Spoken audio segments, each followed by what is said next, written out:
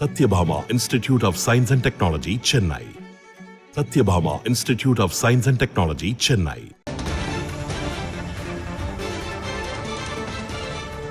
பாரதிய ஜனதா கட்சி தன்னுடைய தொகுதி பங்கீட்டை இறுதி செய்து கொண்டிருக்கிறது.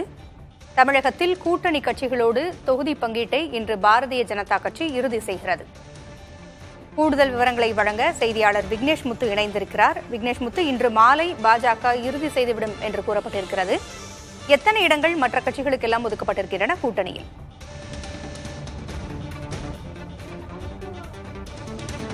பாரதிய ஜனதா கட்சியை பொறுத்தமட்டில் இந்த கூட்டணியில் தொகுதி பங்கீட்டை நேற்று முதல் தொடர்ச்சியாக இறுதி செய்து வருகிறது. ஏற்கனவே பாட்டாளி மக்கள் கட்சிக்கு 10 தொகுதி ஒதுக்கப்பட்டிருக்கிறது. அம்மா மக்கள் முன்னேற்ற கழகத்திற்கு 2 தொகுதிகள் ஒதுக்கப்பட்டிருக்கிறது. ஐஜேகேவுக்கு 1 தொகுதியும், அதேபோன்று தமிழக மக்கள் முன்னேற்ற கழகத்திற்கு 1 தொகுதி என ஒட்டுமொத்தமாக இதுவரை கூட்டணி கட்சிகளுக்கு மட்டும் 16 தொகுதிகள் ஒதுக்கீடு செய்யப்பட்டிருக்கிறது. மீதம் இருக்கக்கூடிய ஓபிஎஸ் அணி, அதேபோன்று ஜி.கே. வாசனின் தமிழ் மாநில காங்கிரஸ் ஆகிய 2 கட்சிகளுக்கு மட்டும்தான் இன்றைய தினம் இந்த தொகுதி பங்கீடு என்பது இறுதி செய்ய வேண்டும். ஜி.கே. வாசனுக்கு பொறுத்தமட்டில் 3 தொகுதிகள் வரை அதிகபட்சமாக ஒதுக்கப்படலாம் என்ற ஒரு தகவல் வெளியாகி இருக்கிறது. ஓபிஎஸ் அணிக்கு 2 தொகுதிகள் வரை ஒதுக்கீடு செய்யலாம் என்ற ஒரு தகவலும் வெளியாகி இருக்கிறது. அதற்கான ஒப்பந்தம் என்பது இன்று மாலைக்குள் கையெழுத்தாகிவிடும் என்று தமிழக பாஜக தலைமை என்பது தெரிவித்திருக்கிறது. தற்பொழுது நாம் இருக்கக்கூடிய பாஜக தலைமை அலுவலகமான கமலாலயத்தில் தமிழக பாஜக மாநில தலைவர் அண்ணாமலை, தொகுதி பங்கீடு குழுவைச் சேர்ந்த மத்திய இணையமைச்சர் எல் முருகன், வானதி சீனிவாசன், எச் ராஜா உள்ளிட்டோருடன் தொடர்ச்சியாக அரை மணி நேரத்திற்கு மேலாக ஆலோசனையில் ஈடுபட்டு வருகிறார். ஒரு பக்கம் ஓபிஎஸ் தன்னுடைய மாவட்ட செயலாளர்களுடன் அந்த ஆலோசனையை நிறைவு செய்துவிட்டு கமலாலயத்துக்கு வர இருக்கிறார்.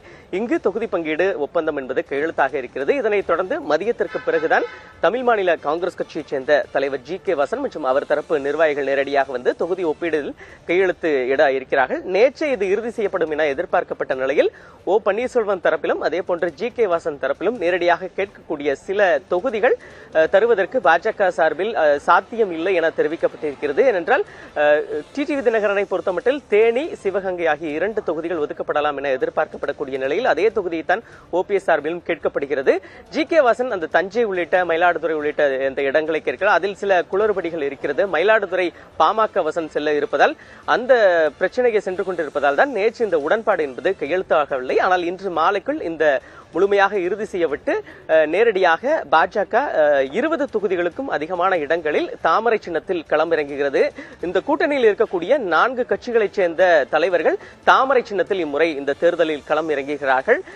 இன்று மாலை இந்த அனைத்தையும் நிறைவு செய்துவிட்டு தமிழக பாஜக மாநில தலைவர் அண்ணாமலை உள்ளிட்டோர் டெல்லி பயணம் மேற்கொள்கிறார்கள். நாளை இக்கட்சியின் உயர் அதிகாரம் கொண்ட மத்திய தேர்தல் குழு கூட்டம் என்பது பாஜக தேசிய தலைமை அலுவலகத்தில் நடைபெற்று தமிழக வேட்பாளர் பட்டியல் இறுதி செய்யப்பட்டு உடனடியாக வெளியிடப்படும் என்று அக்கட்சியைச் சேர்ந்த தலைவர்கள் தெரிவிக்கிறார்கள். இதனால் இன்றைய தினம் இந்த கூட்டணி ஒப்பந்தம் இறுதி செய்யப்பட்டு நாளை பட்டியல் என்பது வெளியாக இருக்கிறது. பூங்குழலி, தகவல்களை வழங்கியமைக்கு நன்றி விக்னேஷ் முத்து.